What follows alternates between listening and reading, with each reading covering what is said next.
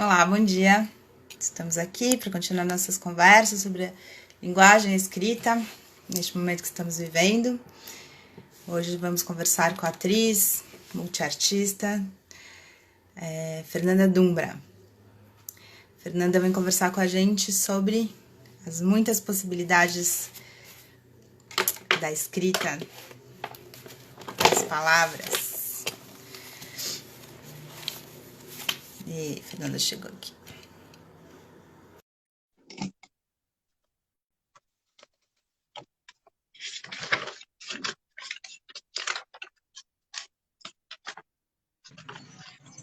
Olha, ainda funciona!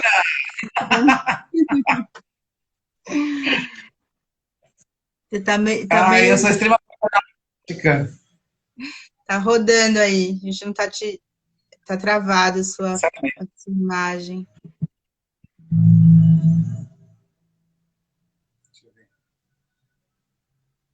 Ok, não, mas... Será que eu vou pra cozinha? Fernanda, você tá aí? Oi. A gente Tô tá te ouvindo, aqui. mas não tá te vendo. Travou na sua Não tô me imagem. vendo? Olha, eu tô me vendo e tô te vendo também. Pois é. O que será? O Jair falou que precisa falar comigo. Depois é só você me procurar, Jair. Pode me escrever. Será que você sai e entra de novo, Fernanda? Não sei. Então vou fechar, peraí. Tá. Sair. Aconteceu isso uma vez, a pessoa entrou. Fernanda vai tentar entrar de novo, porque tá travada a imagem dela. Ao vivo é assim. Vamos esperar a Fernanda entrar de novo. Ela veio conversar com a gente sobre as muitas possibilidades da linguagem, nos diferentes ramos artísticos aí dos quais ela transita tão bem. Vamos ver se agora conseguimos um contato melhor com a Fernanda.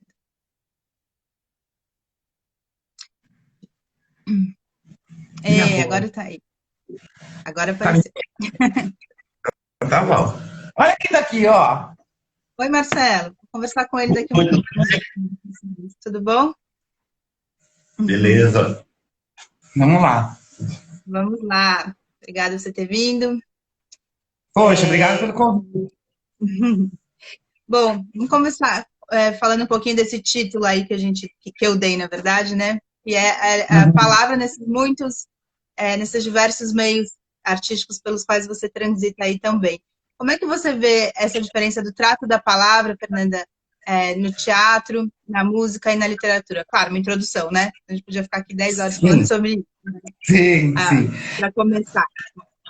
Então, porque a palavra, eu penso assim, ela em si, ela é uma linguagem, né? Uma linguagem que começa quando a gente está, tipo, no útero da mãe, a gente escuta, e tudo que a gente vai viver a partir do momento que a gente nascer, vai ser traduzido por essa linguagem. Mesmo as pessoas que têm restrições visuais ou restrições auditivas, aí elas têm que usar, sei lá, a linguagem do braille, a linguagem de sinais, mas, de qualquer forma, elas estão transformando o que elas pensam e o que elas sentem em palavras, né? E aí, a partir disso, na verdade, eu penso que a palavra ela é só a materialização dessas emoções, desses sentimentos, dessas crenças, né? E aí, a diferença que eu vejo dela trafegando por essas linguagens, na verdade, não é muito, conceitualmente, não é muito diferente para mim. Formalmente acaba sendo diferente, né? Porque, sei lá, na música você tem alguma métrica que tem que encaixar num ritmo, numa composição, e no teatro esse ritmo é mais flow, ele é mais fluido. Na literatura, eu acho que a literatura é onde a palavra tem o máximo da liberdade dela, eu acho que é o lugar de liberdade da palavra, supremo é a literatura, você escreve o que você quiser, você faz o que você quiser, o leitor para de ler ou volta a ler aquilo sem que ninguém saiba, sabe, assim, esse anonimato da literatura, tanto para o leitor, principalmente para o leitor, que eu sou leitora, né, não sou escritora, eu sou leitora, eu acho que esse anonimato da palavra ali na literatura, ele é genial, assim, é onde ela é suprema. Mas eu estava pensando um pouco sobre essa nossa live aqui, e outro dia eu estava assistindo um documentário que o Edivaldo Ferreira legendou, da Bette Davis. A Bette Davis não atriz, a Bette Davis cantora. E aí tem uma outra cantora estadunidense lá, que ela fala um negócio, não lembro o nome dela, mas ela fala um negócio tão interessante sobre letra de música. Ela fala assim, percebam que nas letras de música, os homens falam o que eles querem e as mulheres falam o que aconteceu com elas. Deu uma travadinha. Os homens falam o que eles querem? O que eles querem que aconteça. Sabe, eu quero você, eu quero não sei o que lá, eu quero você bonita, eu quero... Né? E as mulheres falam o que aconteceu com elas. Ah, eu estou não sei o quê, você me deixou, você não sei o quê, você não sei o que. Eu falei, caralho, é verdade. Que louco, meu Deus, você me dirige imediatamente. E é isso, né? Até na palavra, as nossas derrotas e as nossas lutas como mulher, elas aparecem, né? Em qualquer linguagem. Eu tenho policiado muito, policiado não é a palavra, que eu não gosto dessa palavra, não gosto de nada que lembre polícia. Mas eu tenho me vigiado também, não é a palavra. Caraca, que palavra que é? Tá vendo a palavra? Tá vendo a tem que palavra? observar. Tem que ser observado. Tenho observado em minhas composições, não só de letra, mas de texto. Qualquer texto que eu vá postar em qualquer rede social, sabe assim, cuidar das palavras que a gente usa, porque elas realmente constroem um universo. É uma linguagem, um recurso muito poderoso, né? Uhum. Com certeza. Eu queria te perguntar um pouco, assim, porque você está falando uma coisa super legal, né? Essa questão da liberdade de poder ler ali, né? Mas você é uma pessoa que usa a palavra em ação muito, né? Porque você é atriz e é cantora de uma banda, né, de rock, né? Então, como é que é usar a palavra em ação, né? Ser atravessada pela palavra, ter que pensar sobre ela, como você vai... Você falou de como usar a palavra, né? Cada palavra carrega um universo. Como é que é transmitir essa palavra, ser essa transmissora de palavras, né? Por esse meio dessas duas linguagens. E tem isso também, cada inflexão, cada jeito, a palavra vai também carregar aí um monte de significados outros, né? Como é que você trabalha isso? Como é que você dá atenção para ela na hora de levá-la para o mundo? Eu sou uma atriz de teatro que, basicamente, ao longo da carreira, eu tenho trabalhado muito com texto, né? Já tive a sorte de fazer um texto seu, enfim, gosto muito dos dramaturgos contemporâneos, assim, gosto muito de ensinar coisa de gente que está viva. Eu acho muito interessante isso, né? E aí eu penso o seguinte, assim, você só consegue transpor a palavra para o palco e deixar que ela te atravesse se você tiver alguma intimidade com ela. E aí eu estou falando da linguagem escrita. E eu lamento profundamente, já não tenho mais medo de dizer isso, durante muito tempo eu tive medo de dizer isso, mas agora eu não tenho mais. 50 anos, né? Coisa maravilhosa, não tenho medo de nada. Eu não tenho medo mais de dizer que, assim, eu tenho muita dificuldade com os atores que não leem. São péssimos os atores que não leem, porque eles têm muita dificuldade de transpor a linguagem escrita para o palco. Eles têm muita dificuldade de serem atravessados pela linguagem escrita. Quando um ator diz para você, esse texto não cabe na minha boca, eu respondo, esse texto não cabe no seu cérebro, meu querido. É por ali que ele não passa. Entendeu? Você não tem cérebro para esse texto. Não é que você não tem boca para esse texto. Porque ele entra aqui e aí ele vai descendo. Sabe assim? Quando ele chega na sua boca, ele cabe na sua boca. Se ele não cabe na sua boca, é porque ele já não cabe aqui. Sabe? Então, eu acho que para que você seja, de fato, um bom intérprete da palavra, como ator ou como cantor, enfim, o que seja no palco, você tem que ter conhecimento dela, você tem que ter gosto por ela, né? É o famoso saber cozinhar. Você não pode fazer um bom jantar se você não souber cozinhar. Você não pode fazer uma boa peça se você não tiver intimidade com a linguagem escrita, que é geralmente a base de um trabalho de teatro, sabe? Tanto para o encenador, o diretor, quanto para o ator. Então, por exemplo, a isso eu acredito muitas coisas. Uma delas é esse endeusamento dos diretores, assim, como se diretores e dramaturgos fossem deuses para os atores. Eu falo, lógico que eles são deuses. Eles dominam a palavra, você não domina, então você fica achando que eles são deuses. Vai estudar, filho. Se coloca numa posição de horizontalidade com o diretor ou com o dramaturgo, que aí você consegue conversar com ele de igual para igual. Eu não sou dramaturga, mas eu consigo conversar com o dramaturgo, assim, com uma certa, né, honestidade, digamos assim. Então, às vezes, é isso que falta um pouco para os intérpretes, sabe? Na minha humilde opinião aqui, que falta conhecimento da linguagem escrita mesmo, falta ler, né? Se a gente for falar o português rasgado aqui, o que falta para os caras é ler. Eu brinco assim, eu falo assim, ator faz pilates e yoga no máximo, mas não lê. E aí isso faz falta, faz muita falta. É muito chato, sabe? Você massacrar. E a cantora? E como é que é essa questão para cantora, Fernanda? Porque no teatro a gente, né, tem essa questão de trabalhar o texto e tal. Como é que é a letra? Porque a gente fala muito da música, da questão da melodia e tal, mas como é que é a palavra também para o intérprete como cantora, que você também é, né? Como é que ela passa? Assim, como é que você estuda? Você estuda a letra para dar intenção? É mais o ritmo? Como é que é isso? Eu penso assim, quando a gente fala, quando você escreve uma letra, eu tive uma questão, quando eu comecei a ter banda, isso foi em 2007.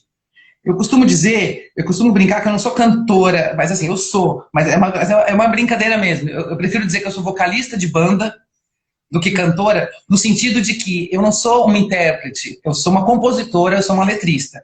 E para mim isso sempre foi muito importante, assim, que eu pudesse cantar o que eu tivesse escrito, ou que eu tivesse escrito em parceria, ou letras com as quais eu me identificasse. Então a gente tem parceiros de composição na Fábrica de Animais, o Marcelo Montenegro, um parceiro, a Beatriz Provazzi, uma parceira de composição.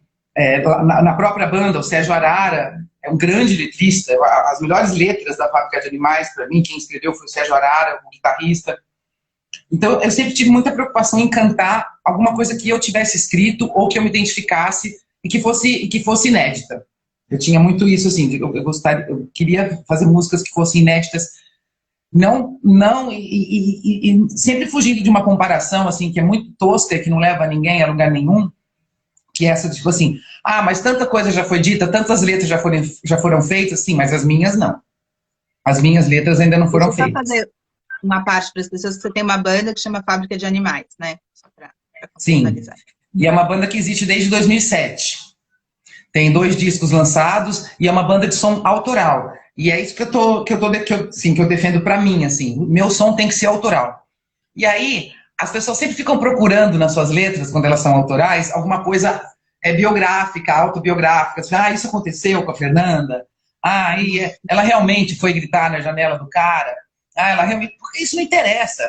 Até porque, de uma certa forma, tudo que você produz é um pouco autobiográfico. Ou você ouviu falar, ou você viveu aquilo, mas aí você dá aquela jambrada, você não vai ser literal ali, contando a história de fato como ela aconteceu, porque às vezes não interessa também. Às vezes você também não lembra da história exatamente como ela era. Então, assim, não é a história pregressa que é importante. É a história que você está contando que é importante. Porque a história pregressa, de fato, ela não interessa a ninguém.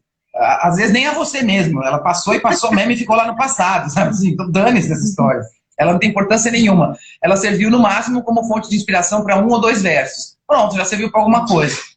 Né? Então, na música, a palavra escrita por mim ou por parceiros que eu gosto, que eu acredito, ela é muito importante. Então, ela tem uma coisa, uma sinceridade, uma verdade, assim, no cantar, que acaba indo para outras nuances, como, por exemplo, a afinação, o alcance da nota. Porque tem uma coisa que é engraçada, que é assim, alcançar uma nota é querer alcançar aquela nota. Também, né? A maioria do povo brasileiro é afinado. Se você começa um parabéns a você, todo mundo entra no parabéns, todo mundo entra no pá. As pessoas são afinadas no Brasil, né? É muito raro alguém que desafina totalmente em grupo, assim, sabe? Então, assim, que eu brinco, assim, alcançar uma nota é querer alcançar aquela nota. E dizer uma palavra com verdade é também querer dizer aquela palavra. Né? A tua vontade de dizer, a tua necessidade de dizer aquela palavra faz com que você assuma uma verdade e da música, principalmente, você assuma a melodia, você alcance as notas, você consiga cantar, porque você provocou isso em você, né? Você quer que aquela palavra seja cantada. E ela vai ser cantada porque você não vai conseguir segurar essa vontade. Mais ou menos é isso. Você falou no começo que você é uma leitora, mas não é uma escritora. Mas, por outro lado, você, além de compor músicas, você escreve maravilhosamente bem nas redes sociais, né? Acho que você não tem nenhum livro, infelizmente, mas e é engraçado, o Santiago Nazaria veio aqui e falou, não, mas o que eu escrevo nas redes, no blog, não é literatura e tal. Por outro lado, é das coisas mais lidas, né? Desde que tem redes sociais, as redes sociais imagino que são muito mais lidas do que os livros. Então, o alcance, digamos, dessa literatura é muito grande. Mas todo mundo que vem aqui, que escreve em rede, fala, mas isso é menor e tal. Sendo que a gente conhece muitos autores também por conta da rede. E é o lugar onde, Sim. por exemplo, eu leio você, a ponto de ter te chamado para prefaciar um livro meu, porque eu gosto muito do que você escreve. Então, você não considera isso literatura? Você falou que ia lançar o livro, ainda não lançou. Como é que é essa questão sua com a sua escrita autoral, além das músicas que você escreve? Eu tenho um livro que assim, é tipo uma coisa mítica, um negócio que não vai sair nunca, né? Eu tenho um livro que chama Sem Gelo, que tem o mesmo nome de um blog que eu tinha no começo dos anos 2000, que é um livro... Eu não tenho fôlego, eu nunca nem imaginei tendo fôlego para um romance, né? Então, na verdade, o Sem Gelo, ele tem um boneco, a edição é da Luana Vignon, né? Ela que editou o livro e tal, Poeta que ia maravilhosa. sair exatamente, pela editora dela. E a culpa é toda minha, absolutamente minha e só minha. Eu fui enrolando. A capa do Rodrigo Sommer, enfim, coisa belíssima. Meu, olha isso, o prefácio é do Reinaldo Moraes. Caramba, A epígrafe é da Laerte, é um quadrinho da Laerte, assim, sabe? Então, assim, é um livro chiquérrimo. Tão chique que tá lá, assim, é mais chique, assim, o entorno dele, as pessoas que estão envolvidas com ele, são mais chiques do que eu, acho isso um luxo. Mas, enfim, é um livro de compilações, assim, sei lá, o que se chama prosa poética, contos curtos. A gente pode dar vários nomes para aqueles pequenos textos que eu fui escrevendo. Eu gosto muito de concisão. Eu tenho uma paixão imensa por esse formato dos textos curtos. Eu leio um livro de textos curtos. Eu estou lendo um agora em português, o Norteando, que são fotos belíssimas, assim, e aí do lado tem um texto que, de alguma forma, conversa com aquela foto. E é lindo, sabe? Aí fala assim, são contos, são poemas. Não sei, são textos curtos ali. Não dá para saber direito como nomear aquilo. Então, assim, eu acho que realmente eu ainda vou pegar nesse livro de novo. O Marcelo Montenegro falou assim para mim, pega ele de novo, relê ele e deixa só o filé. Tira tudo que você já não gosta mais, que passou o tempo e tal, não sei o quê. E aí, provavelmente, eu vá lançar esse livro ainda. Eu imagino que sim. Mas eu não considero, por exemplo, a escrita em rede social, ou em blog, ou na internet, porque, assim, a internet, eu acho a internet muito rica, assim, ao contrário do que muita gente diz, né? A internet atrapalha a literatura. Eu concordo contigo, ao contrário, eu conheci muita gente através da internet, eu fiz muitos amigos dos escritores através da internet, então eu gosto muito dela. Mas, e também eu não considero, assim, uma escrita menor. Eu acho que escrita menor é escrita ruim. Você pode lançar um livro, se ele for uma merda, ele é uma merda. Não é porque ele é um livro que ele é maior do que um post de Facebook. Vale a qualidade do texto, vale a tua malandragem ali na hora de escrever. O Marcelo Montenegro, ele fala uma coisa engraçada sobre mim, ele fala assim, Fernanda, você é muito inteligente em vender uma coisa sem parecer que você está vendendo. Assim, no sentido, vai estrear uma peça, ele fala assim, você faz um post tão poético para dizer que vai estrear uma peça, que ele fala assim, que mesmo que a peça não fosse estrear, só aquele post já teria valido, então, assim, só aquela escrita já teria valido. E eu acho isso muito legal, porque, de uma certa maneira, é você transformar em linguagem escrita algumas coisas do cotidiano, assim, e ter cuidado ao dizer essas coisas. Sabe? Eu, por exemplo, eu tenho muito preconceito com frase feita, com meme que que ficam sendo reproduzidos ad eterno, assim, sabe? Essas coisas assim, nossa, uma peça dessas, bicho. Não sei o que, não sei o que. Pô, não quer dizer nada, meu. Sei lá, lê, vai, né, tenta, me fala uma coisa nova, sei lá, qualquer coisa nova, mesmo que ela não seja brilhante, eu também não sou brilhante, assim, o tempo inteiro, só bem de vez em quando. Então, assim, eu gosto muito da linguagem, da escrita de rede social, sim. Eu acho que ela pode ser muito esperta, sim, e muito foda, assim, muito, muito legal de ler. O grande problema das redes sociais aí, vamos falar de Facebook e Instagram, é que eles nos distraem muito, né? Que, assim, para você achar uma coisa boa ali, você tem que ler 150 coisas ruins. E aí perde-se um tempo precioso nisso. Então, isso eu lamento um pouco, assim, sabe? Essa perda de tempo eu lamento, e me incluo nessa perda de tempo, assim. E tenho também me observado, ó, vou usar mais essa palavra agora, não é complicado, né? Tenho me observado para realmente não ficar. Essa quarentena e ela tem sido muito boa para mim, no sentido de me levar de volta para uma vida um pouco mais analógica. Por exemplo, eu arrumei minha estante, que estava totalmente bagunçada, como se isso aqui não tivesse mais importância na minha vida, e a importância tivesse só dentro do celular. E de repente, cada coisinha dessa que está aqui passou pela minha mão, eu limpei, tirei o pó, de livro por livro, CD, imagina, eu sou uma pessoa que tem CD. CD por CD, DVDs, nananana. Cara, eu fui redescobrindo coisas, fui relendo livros de poesia portuguesa, de não sei o que. Eu falei assim, gente, eu sou uma anta, sabe? Tem tanta coisa legal aqui, e eu fico perdendo meu tempo lendo o que aconteceu com não sei quem, não sei o que, uns textos mal escritos, assim, sabe? Que não vão para lugar nenhum. Então também, sabe, eu acho que de vez em quando tomar uns baques assim não é exatamente ruim, sabe? Penso nisso. Então, assim, a pandemia, a quarentena, o ficar em casa me proporcionou um reencontro muito legal com as minhas coisas, com os meus livros, meus gibis, né? Gibi é uma linguagem também que eu tenho verdadeira paixão e muitos... Eu ia te perguntar exatamente sobre isso, assim, você é uma pessoa que fala muito disso, né, dos gibis da HQ, você tem amor, você gosta, você compra, você conhece, né, você lê há muito tempo e tal, e como é que você vê essa linguagem? Uma linguagem que mistura isso que você estava falando um pouco, né, essa questão plástica com a questão literária. O que você tem para falar dessa especificidade dessa linguagem que você conhece e gosta tanto? Cara, para mim o gibi é o jeito ideal de você fazer uma criança ler, por exemplo. Eu comecei a ler com 4 anos de idade, a primeira coisa que eu quis ler foi gibi. Eu comecei a ler para ler gibi. Porque a minha irmã, ela é 5 anos mais velha do que eu. Hoje em dia, isso não faz mais a menor diferença. Mas quando eu tinha 4, ela tinha 9, ela já era alfabetizada, ela lia. Eu tinha uma inveja dela, porque ela lia. Eu tinha uma agonia de saber que a Eliana lia e eu não lia. Que aí o meu pai, muito generoso, resolveu acabar com isso. Então um dia ele sentou comigo e disse, tá, senta aqui. Escreve aí, não sei o que, e me ensinou a ler. E isso durante alguns meses foi um segredo nosso, assim. Eu lia meio escondido, eu achava tão importante ler que eu não queria que as pessoas soubessem que eu sabia ler já.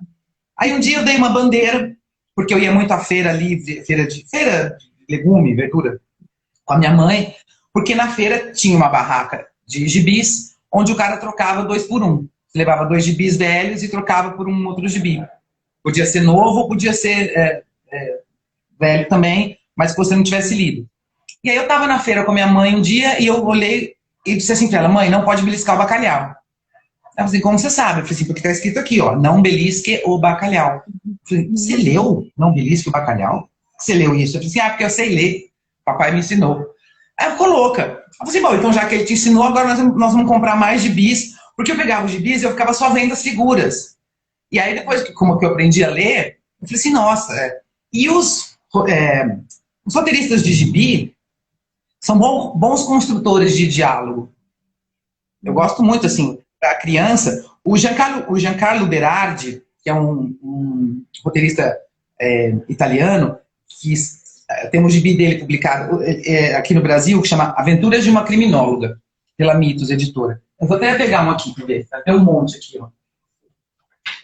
Por acaso, tem um monte aqui. Porque, na verdade, eu coleciono. Eu não coleciono. Não, na verdade, eu não coleciono porque eu não coleciono nada. Eu tenho medo de coleção. Porque coleção é um negócio que não tem fim, né? Quando você coleciona um negócio... Eu coleciono bonecos.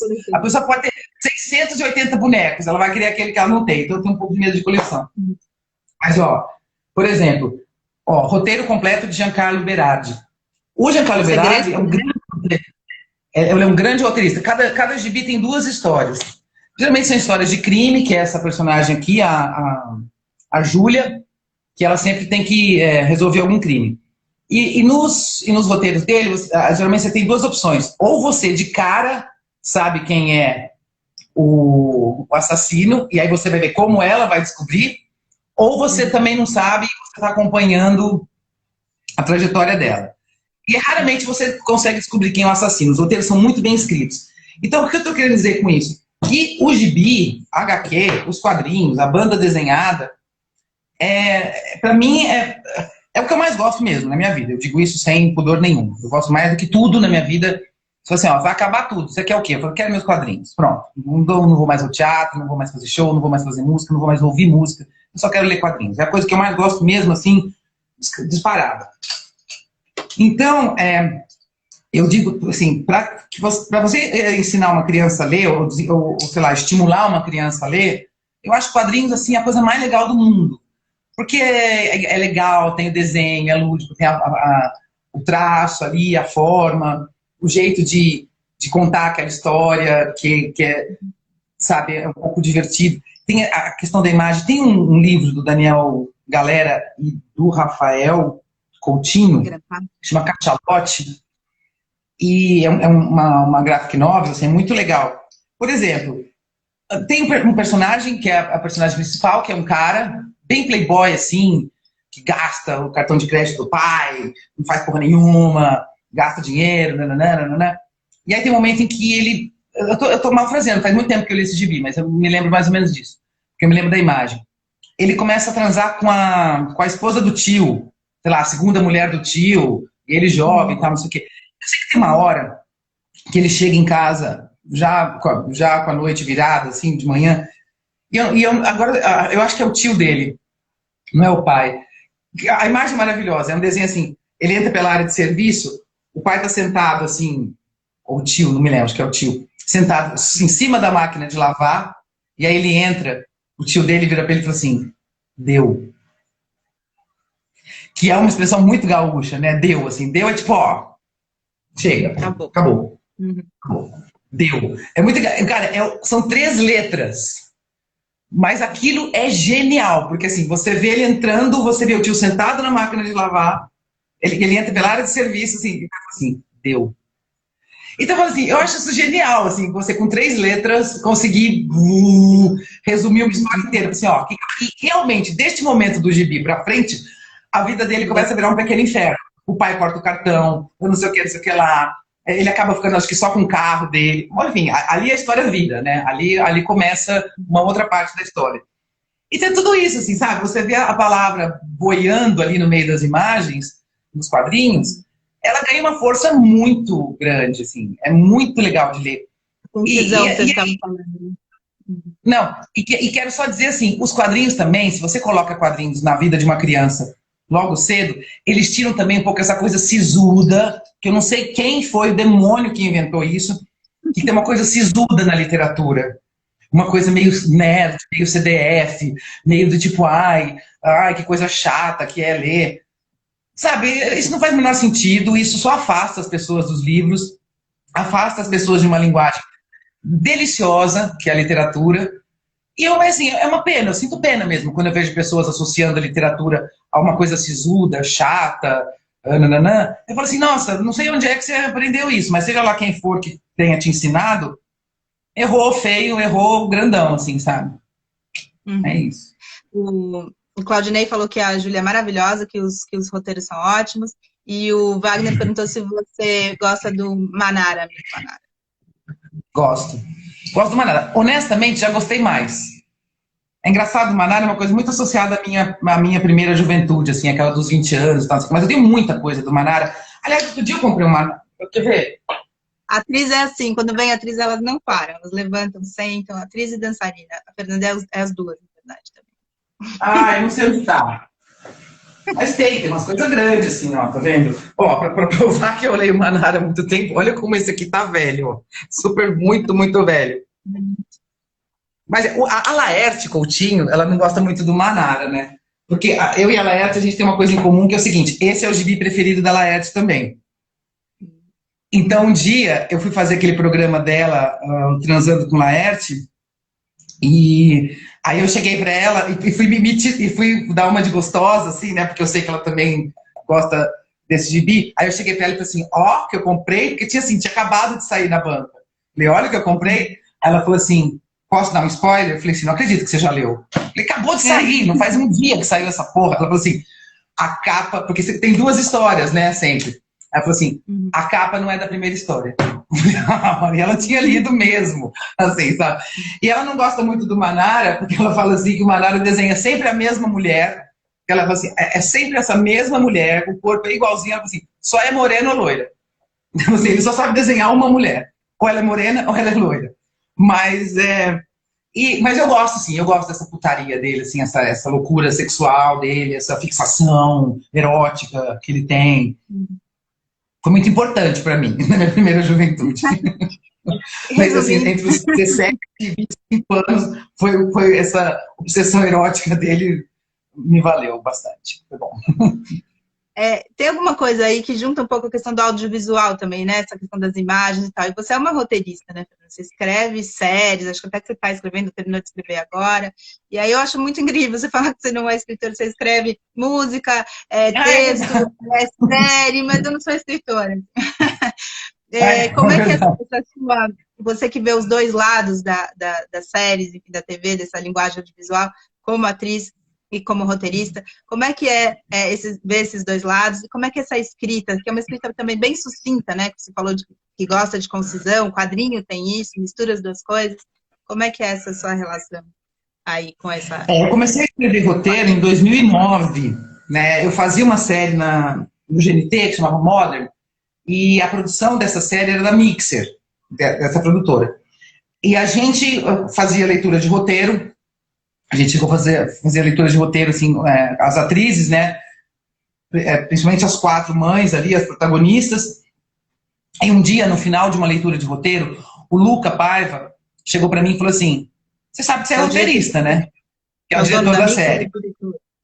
Não, ele não é dono da Mix, não. Aliás, ele nem trabalha mais lá. Mas na época ele era assim, ele e o Rodrigo Castilho eram os criadores da série, né, do Modern, eles que criaram. Então ele tinha, era tipo um filho audiovisual dele. Aí ele chegou para mim um dia e falou assim, no final de uma dessas leituras, você sabe que você é roteirista, né? Eu falei, eu? Ele falou assim, não, cara, você resolve muitas coisas de roteiro nas leituras. E você tem que ir para esse lado aí e tal. E eu fui, aí eu entrei. Fernanda, assim, você resolvia na leitura só lendo, quer dizer, já com a entonação, ou mudando o texto? Como é que era assim? Não, às vezes mudando o texto, mudando até a estrutura do episódio, dizendo assim, sabe por que se acontecesse tal coisa, era melhor. Porque se ela for por esse caminho, é muito fácil. Ela podia fazer isso e não sei o que. Assim, cara, você está criando peripécia, você está criando virada, alguns termos assim de roteiro, e ele falou assim, você é roteirista. E aí eu fui realmente escrever uma série desde o princípio, que era Descolados. Escrevia com Marcelo Montenegro, Fábio Danese, Ele o Rodrigo chegou agora Castilho, aqui, ó. O Marcelo acabou de entrar aqui. a Paula. A gente escrevia, era muito divertido. Então, assim, eu aprendi a fazer roteiro fazendo, na prática, com grandes mestres, assim, sabe? O Rodrigo Castilho é para, assim, ajoelhar quando ele passa, assim, muito generoso, muito querido, muito parceiro ali na hora de escrever. E aí eu juntava um pouco com essa característica de ser atriz e de trabalhar bastante com diálogo em cena e não sei o quê, e de ter um pouco aquilo que a gente estava falando no começo, que é essa intersecção e essa transposição da linguagem escrita para o corpo, né? Então, de alguma maneira, isso também aparecia e aparece ainda nos roteiros, né? Essa coisa de você dizer assim, é um negócio que o ator vai gostar de fazer. Eu gosto de escrever uma cena... Deixa eu só te perguntar, desculpa. Essa questão do corpo na escrita, como é que isso aparece? Você falou que por ser atriz, você tem essa questão da escrita que passa pelo corpo, que isso ia na sua vivência como roteirista. Como é que é isso? Como é que isso se dá no papel? Eu penso assim, o Fauzi Arap, ele tinha uma frase como encenador, como diretor, geralmente eu uso, né? Ele dizia assim, a marcação é um jeito silencioso de contar uma história, né?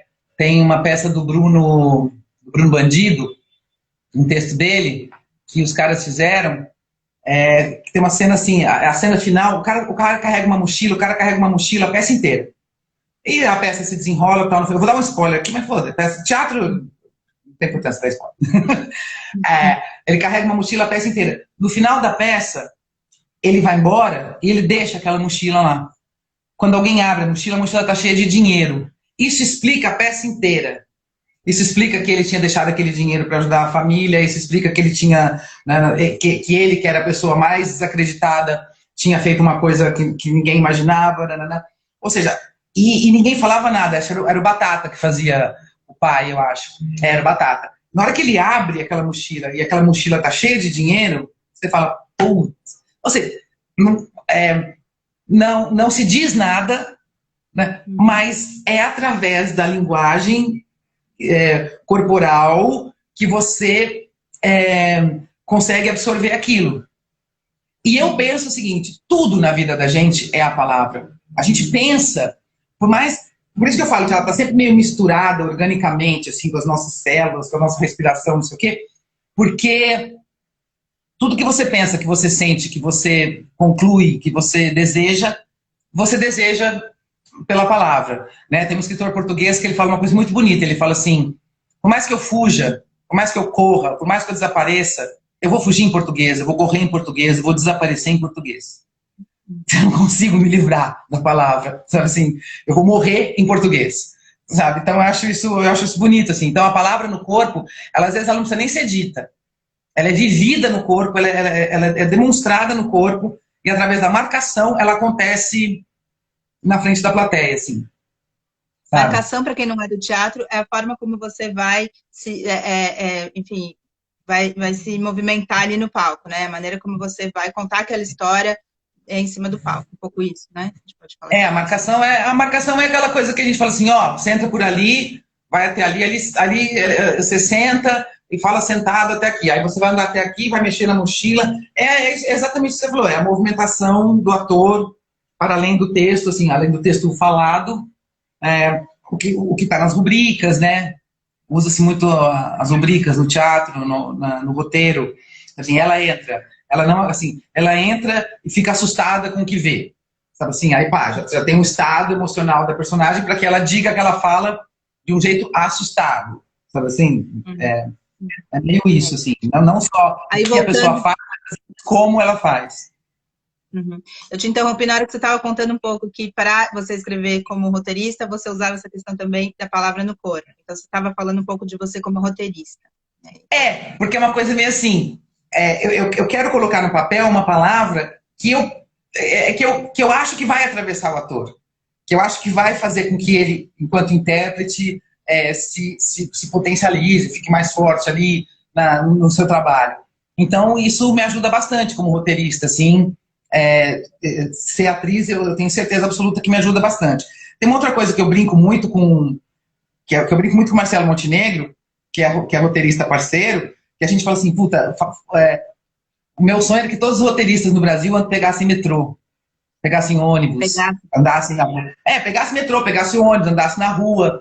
Porque às vezes me falta um pouco, às vezes eu sinto falta um pouco no trabalho de roteiro, assim, dessa sensação de contato real com o povo brasileiro. Sentir o cheiro mesmo. É que agora a aglomeração não está na moda, mas se Deus quiser ela vai voltar, tá? Porque eu acho a aglomeração a coisa mais incrível do mundo. Você está realmente perto das pessoas.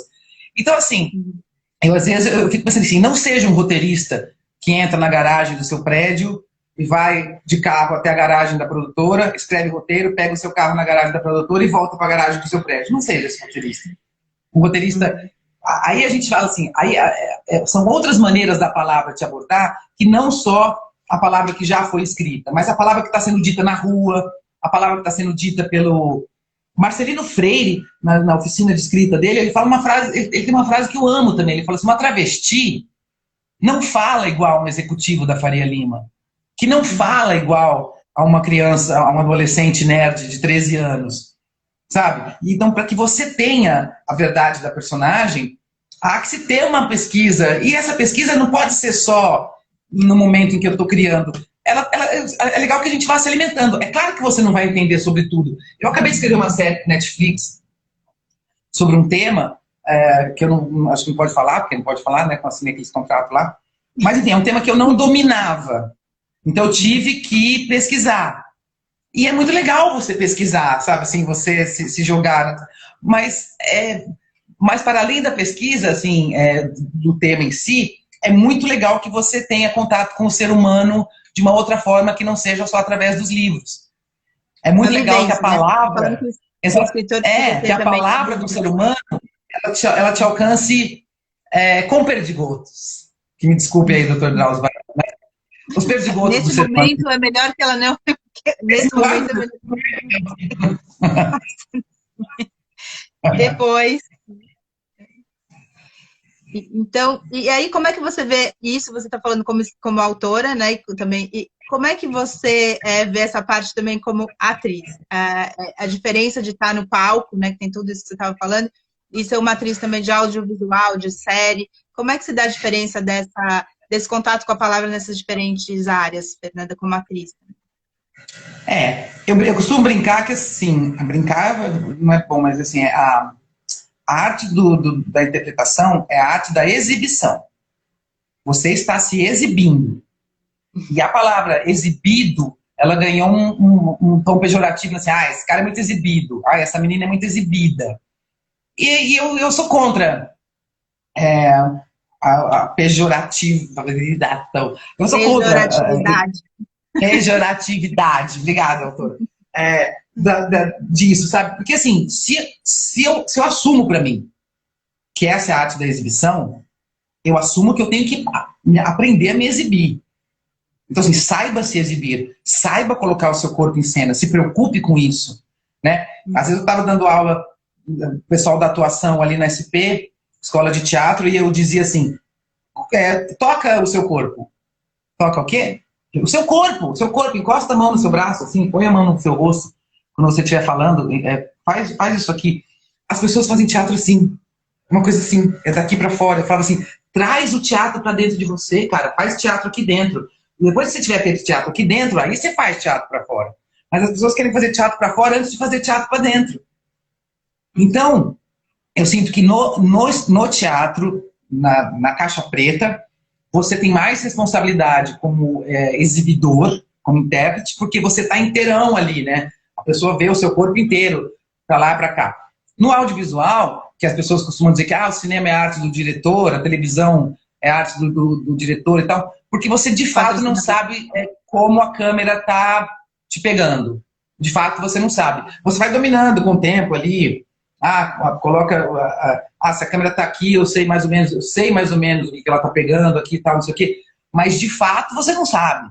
De fato, quem sabe é o diretor. E a sua interpretação ela vai passar por vários processos ainda depois. De corte, de montagem, de não sei o quê, de edição, né? Então, assim, gravou, entrega para Deus, mais conhecido como diretor, e vai embora para casa, sabe assim? Você não tem muito o que fazer mesmo. Já no teatro, não. O teatro é a vingança do intérprete, né? Porque é o seguinte, a hora que abrir o pano, mano, a peça é minha, diretor. Você fica aí sofrendo, que eu não quero nem saber. Se mata. Mas quem tá em cena sou eu, quem vai fazer essa peça sou eu. Quando o Plínio Marcos fala que o teatro é do ator, ele tem total razão. O teatro é do ator. E eu falo isso como diretora. A hora que abre o pano, eu falo assim, bom, seja o que vocês quiserem agora, porque eu já não posso mais fazer nada. Bacana. E é isso, né? É um poder máximo. Uma vez eu estava num debate com a Soledad Jung, que é a diretora, e aí alguém falou assim, não, porque a televisão, os canais a cabo, o streaming, não sei o quê, vão substituir o teatro. Eu falei, bom, primeiro que esse papo aí eu já nem levo para frente, porque ninguém vai substituir o teatro, é impossível substituir o teatro. Porque ele é ao vivo. E é impossível você pegar uma linguagem que não é ao vivo e achar que aquilo vai substituir uma linguagem que é ao vivo. Não vai. E de mais a mais, eu falei para ele, uma TV de 60 polegadas não é maior do que 6 metros de frente de palco. Entendeu? Então, assim, 6 metros de frente são 6 metros de frente. E isso ninguém tasca, filho. Desculpa. Que lindo. É muito lindo ouvir você falar de teatro. Deve emocionar aqui nesse momento que a gente nem pode ir no teatro. o Contos de Fome de Sangue, é o nome dele, falou que ele vai ao teatro para ver ator exibido, que ele ama teatro exibido e adora ator exibido.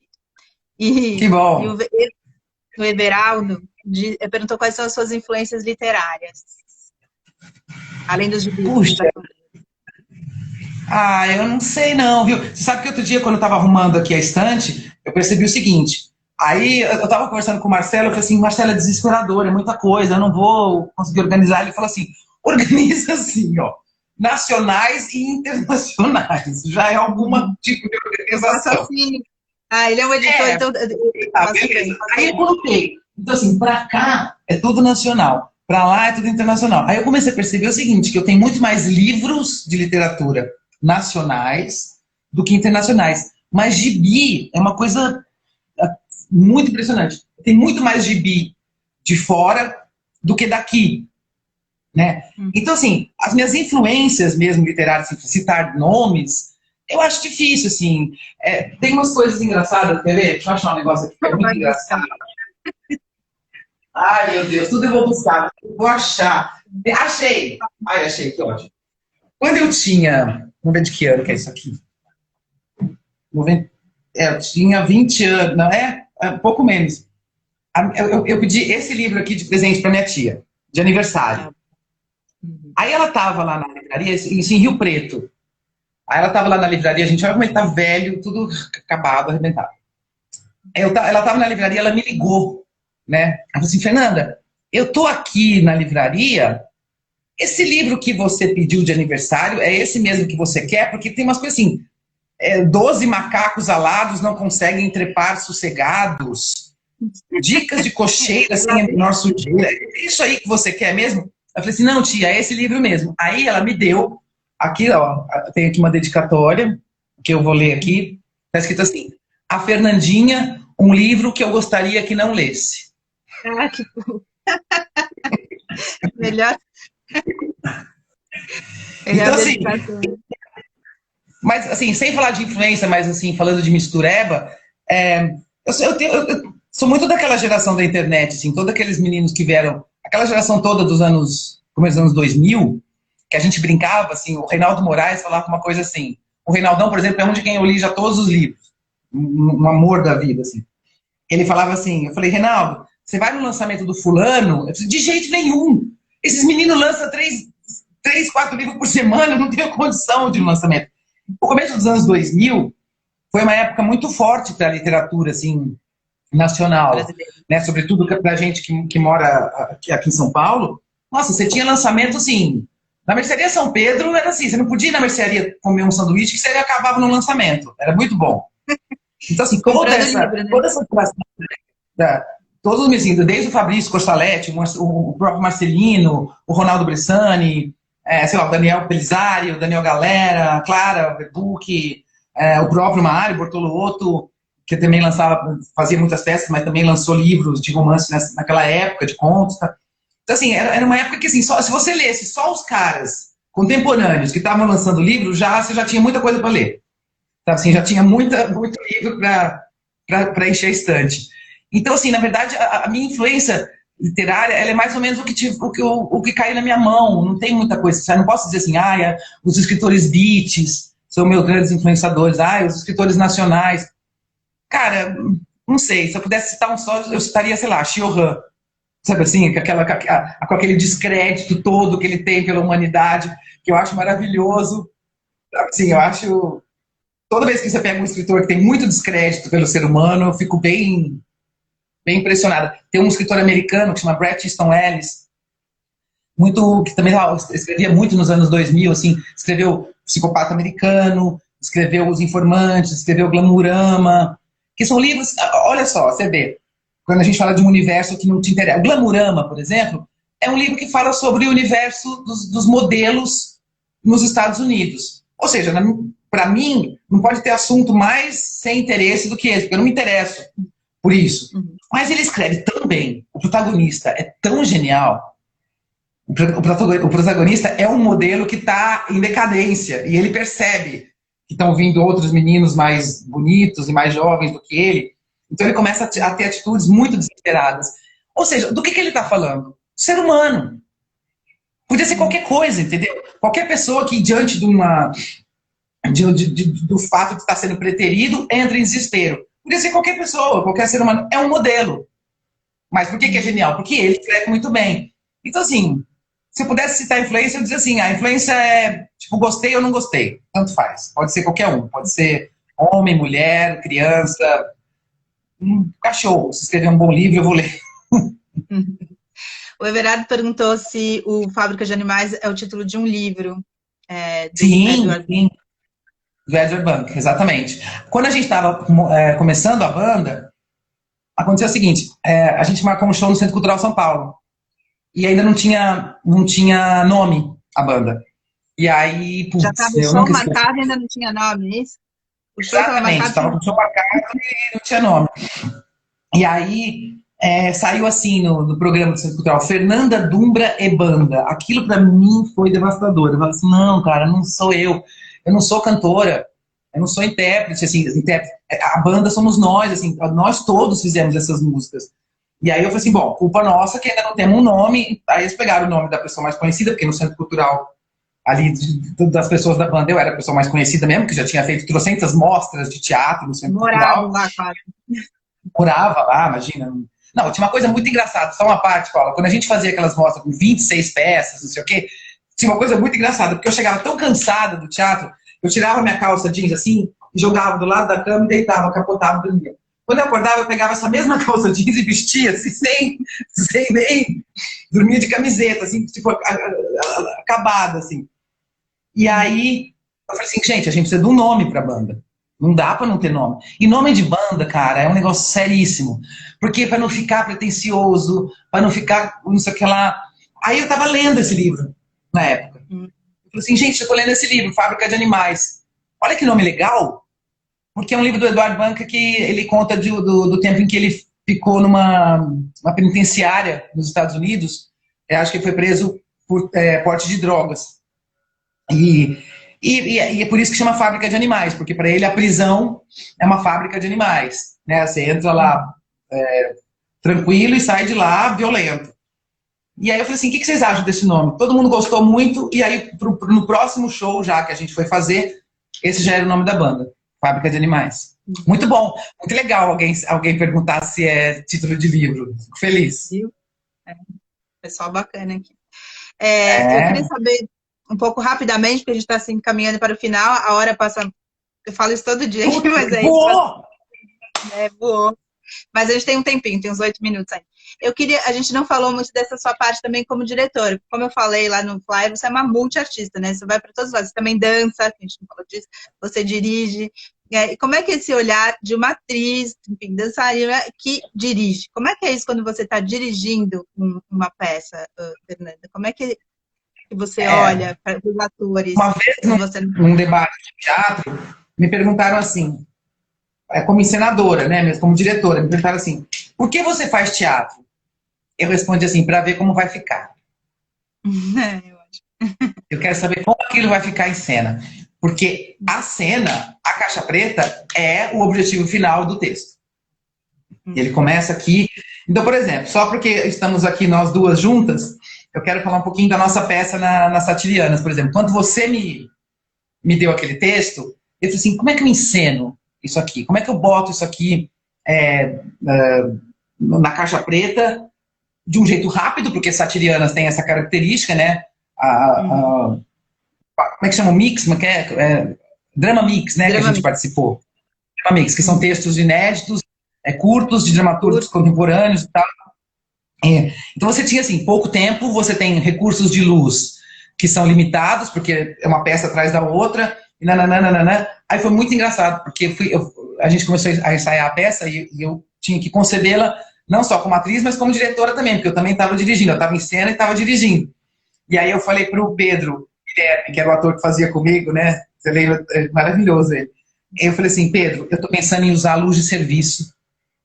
Não usar geral. Aí ele falou uma coisa tão bonitinha, tão engraçada, ele falou assim, usar a luz a geral que já está montada é preguiça, mas luz de serviço é linguagem. Eu falei, safado, você é muito safado, você é um bom diretor também, porque o bom diretor também ele justifica as suas escolhas. Mas, na verdade, quando você... Isso é muito importante que se diga, eu quero fechar, então, com isso.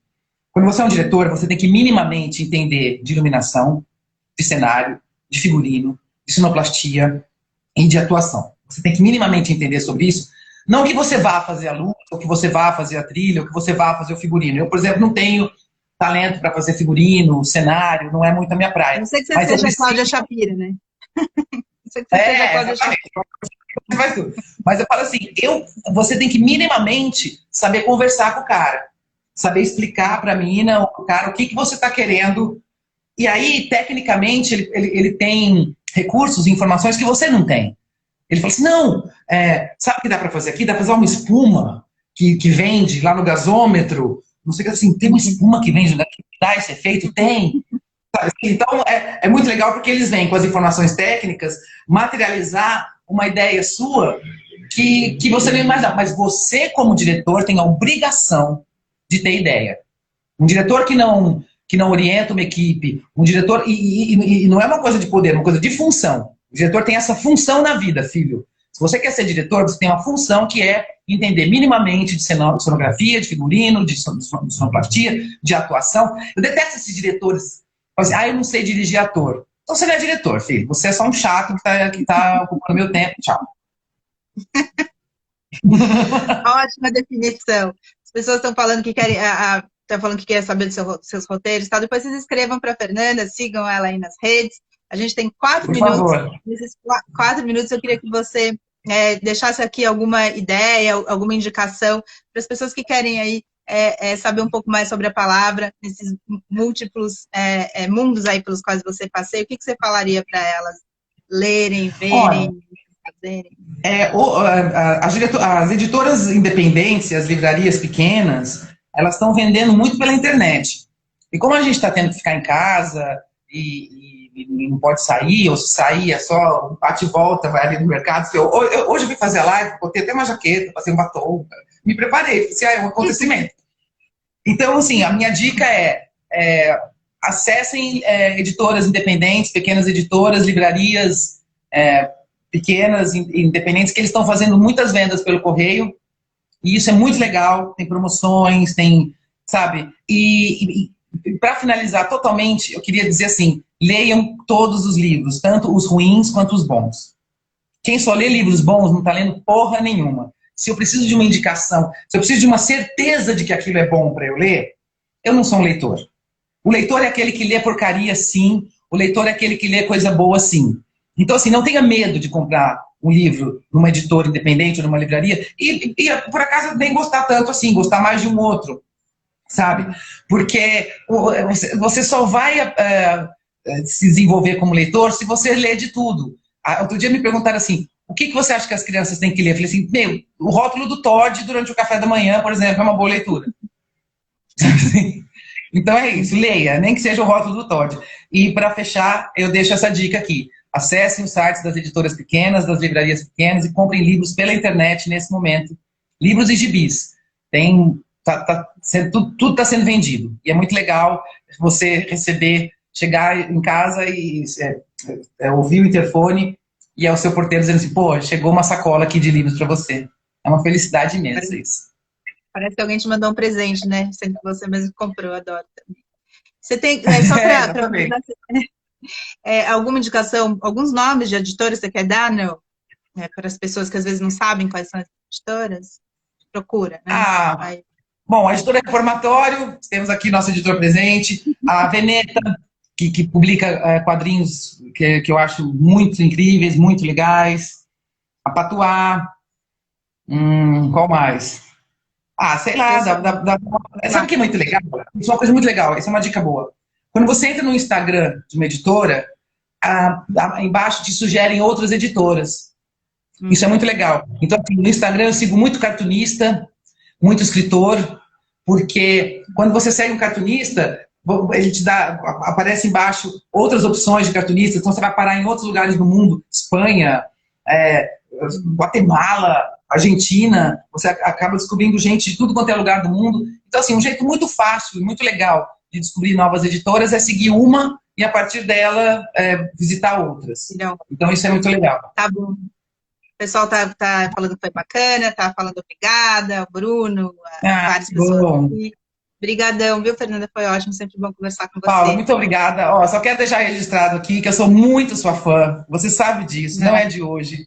Foi uma felicidade imensa conversar contigo. E uma felicidade imensa também. A última peça que eu fiz com uma atriz, assim, que eu montei, isso aqui é a sua. Então, assim,